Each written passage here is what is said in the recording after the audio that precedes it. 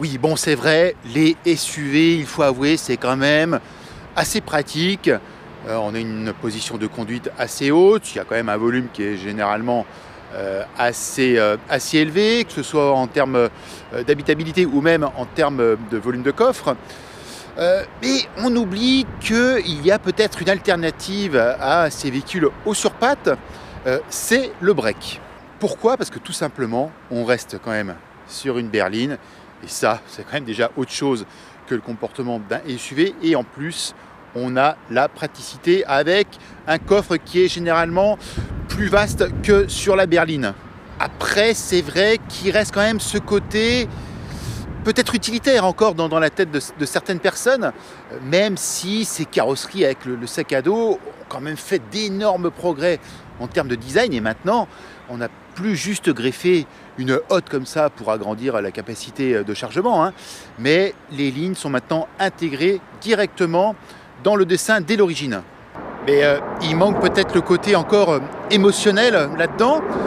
Par exemple, chez Skoda, on a l'Octavia, voilà, c'est un véhicule qui est, à mon avis, le plus intelligent parce que c'est très bien placé en termes de tarifs. On a un volume intérieur qui est aussi franchement, qui est hallucinant. On a une soute gigantesque, donc voilà. Mais il manque encore ce petit truc qui fait basculer dans le véhicule passion. Eh bien, le voilà, le chaînon manquant, hein. L'Octavia Combi RS. Alors RS, pourquoi? C'est la déclinaison sportive du constructeur tchèque. L'Octavia est déclinée d'ailleurs dans cette version sportive en deux versions, en une version 230, et là on a affaire à une version encore plus vitaminée puisqu'il s'agit de la version 245. Et comme ça, à première vue, on pourrait se dire que c'est un break classique, hein, un break un peu à papa, sauf qu'évidemment, hein, il y a quelques éléments qui trahissent, en particulier déjà ce logo, hein, qu'on voit ici à l'avant, qu'on retrouve aussi à l'arrière, parce que de profil, on garde quasiment la même forme, hein. Après, on a des jantes ici de 19 pouces, hein. Sur la version 230, on est à 18. On a aussi un bouclier évidemment spécifique par rapport à la version normale, hein, la version qui commence avec un 3 cylindres essence de 116 chevaux. Et qui culmine avec une version essence de 180 TSI, hein.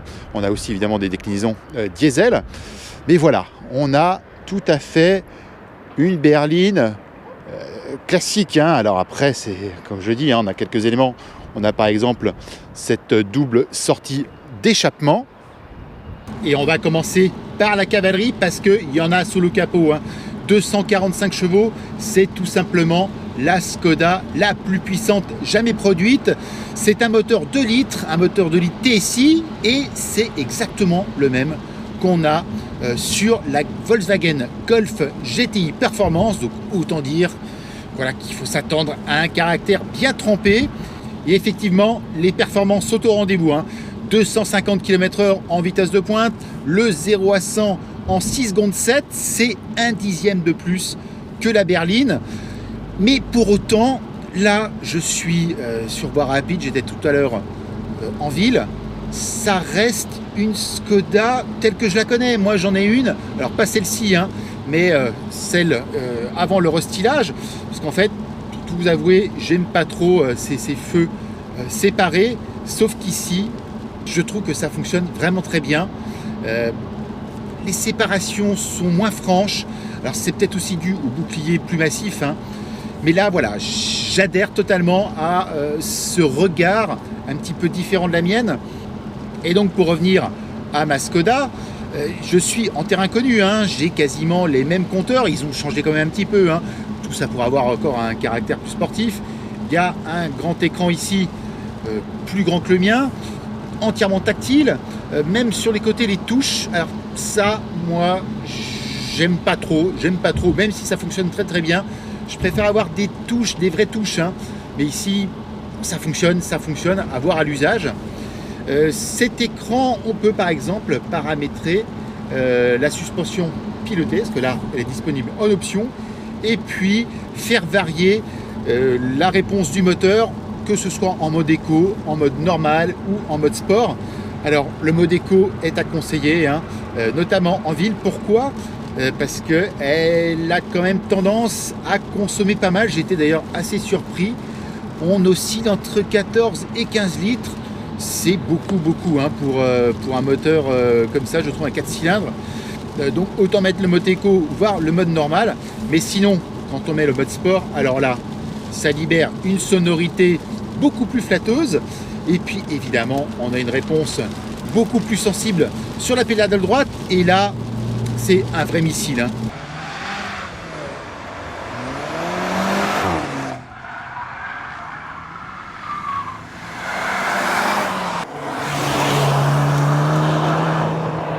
En revanche, quand on est sur voie rapide ou sur autoroute, à vitesse stabilisée, on a des consommations tout à fait acceptables, même en mode sport, hein.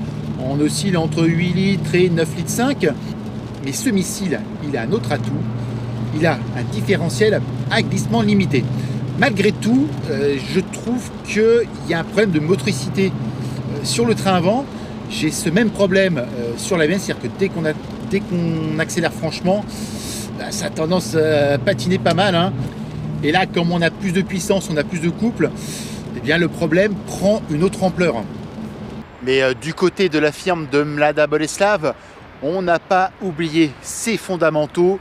Et ces fondamentaux, ça commence déjà par une soute gigantesque. Donc là, on ne perd pas du tout une miette de la capacité qui est de plus de 600 litres, hein. C'est tout simplement gigantesque. On peut y loger des valises, en veux-tu, en voilà. On a aussi les petits trucs, ce qu'on appelle Simply Clever, hein. Par exemple, la raquette à glace qui est dans la trappe à essence.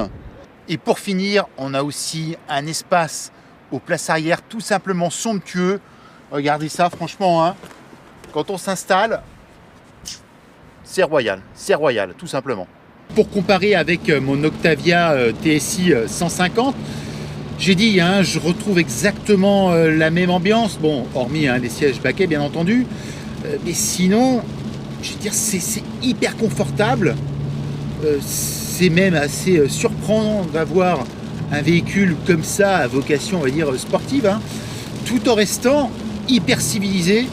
C'est tout à fait utilisable au quotidien. On n'est pas du tout dans des véhicules plus exclusifs, hein, comme la Seat Leon Cupra, hein, qui développe plus de 300 chevaux. Là, c'est vraiment extrêmement polyvalent. C'est même bluffant, hein, Ça peut être vraiment une voiture du quotidien. On a le choix avec une boîte mécanique à 6 rapports ou alors une boîte DG à 7 rapports comme ici. Et celle-ci, elle fait vraiment le job, plus que le job même, hein. En ville, c'est super agréable.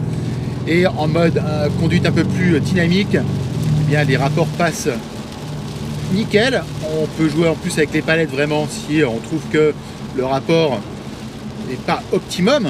Il y a vraiment tous les paramètres pour trouver satisfaction, pour trouver vraiment du plaisir avec un véhicule qui à l'origine est plutôt quand même quelque chose de rationnel, un véhicule hyper rationnel qui est fait pas particulièrement pour prendre du plaisir absolu à son volant, hein.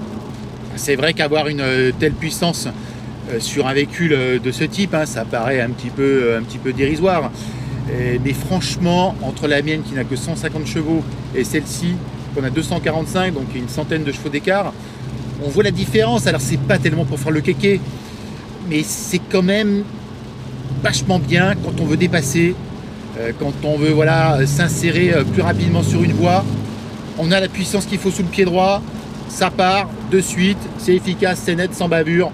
Voilà. Après, la question par rapport à la version 230 chevaux de cette Octavia Combi RS, c'est la différence de prix.